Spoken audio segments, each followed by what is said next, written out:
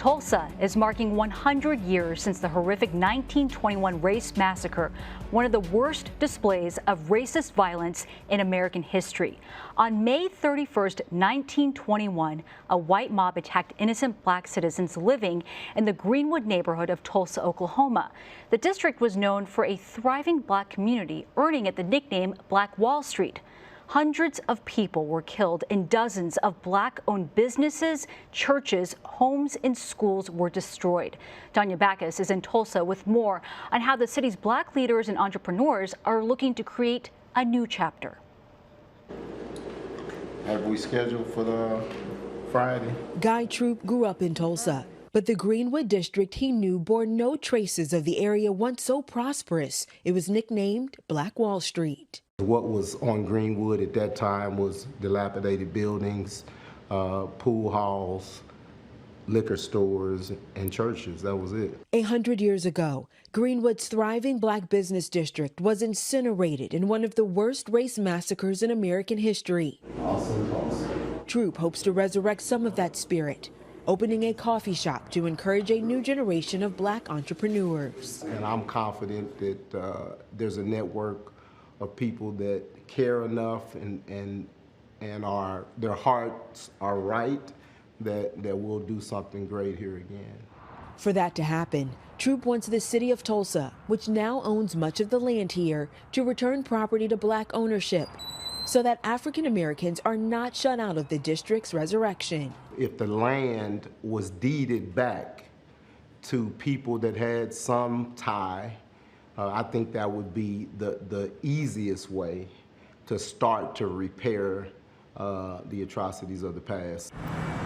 The Vernon AME Church is the only building that survived the massacre. J.W. Williams, entrepreneur, owner extraordinaire. My great-great-grandfather was a part of that resilience. Reverend Robert Turner shows us the original cornerstone where he is listed among the founding trustees. This is a double-sided brick wall. The original basement is still intact, where people hid from the white mob. If you can imagine just being in here 100 years ago, hearing the bombs go off, hearing women crying, babies screaming, and you not knowing if you're next. Turner believes there should be reparations to families who were harmed and a long overdue criminal investigation. You know, people can give apologetic statements, but as far as this government and this city, they've always passed the buck when it comes to being accountable for what they allowed to happen. Turner is adding a prayer wall here outside the church, a place for people of all faiths to pray for racial healing and a better world for all. And Danya Bacchus joins me now from Tulsa, Oklahoma. Danya, as we saw in your piece, your family has deep ties to Tulsa and the Greenwood neighborhood. What has this experience been like for you following and reporting on this story as the city marks 100 years since the massacre? Nancy, I have to tell you, it's been emotional, it's been eye-opening, it's been inspiring, and it's been heartbreaking all at the same time. My family did not talk about this incident for decades. I knew that they owned the Dreamland Theater, but that was pretty much it. I knew that there was a Black Wall Street, but that was it. We never really discussed the loss that the family experienced or what they endured during the massacre or even how they rebuilt after the massacre. So to be able to take this time and dig so deep into that family history has been an experience that I think I just really cannot put into words. And then to actually be here 100 years later, knowing that I'm carrying on the legacy, knowing that I have the opportunity to be able to tell that family story, it definitely has an impact on me, and this is an experience that I will never forget. Incredibly emotional. And Danya, 100 years later, some black leaders in Tulsa are demanding reparations over what happened in the Greenwood district. Is there any momentum behind these efforts? What can you tell us about specific changes officials want to see as they move forward? There's plenty of momentum. I think if you talk to anyone here, any official, most people will say that reparations are owed. And as a matter of fact, back in 2001, a state commission actually said that survivors and descendants are owed reparations. But what seems to be the issue here is what that looks like. What are reparations?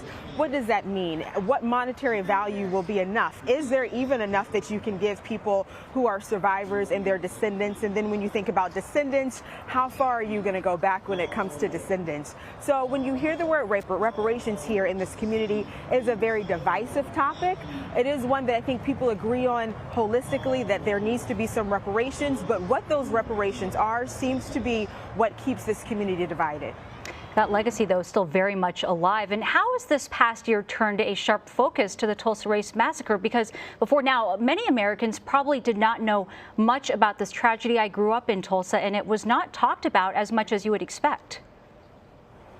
Right, and I was going to say that to you, Nancy. I know you grew up here, and you know what it's like to grow up in this community and not have this incident talked about. And I think that's mind-boggling to many people who are not from this area to know that how can something like that happen and it not be talked about. But I do think in the last year, especially with what we've seen with George Floyd, with race relations coming to the forefront right now, this started to come out. Of course, it's been a reference in main pop culture as well, with HBO's shows Watchmen and then Lovecraft Country, where you have more references to the massacre and what happened, that people started to take a deeper interest in what happens. And then, of course, now around the 100-year anniversary, we see that there are so many national publications and international publications who are taking a look at this and who are diving deep into this issue and who are making it well known. So I am, as a descendant, I have to say that I am glad that we are finally talking about it on this level. I think that this is long overdue, and it will be very interesting to see how we move forward from here.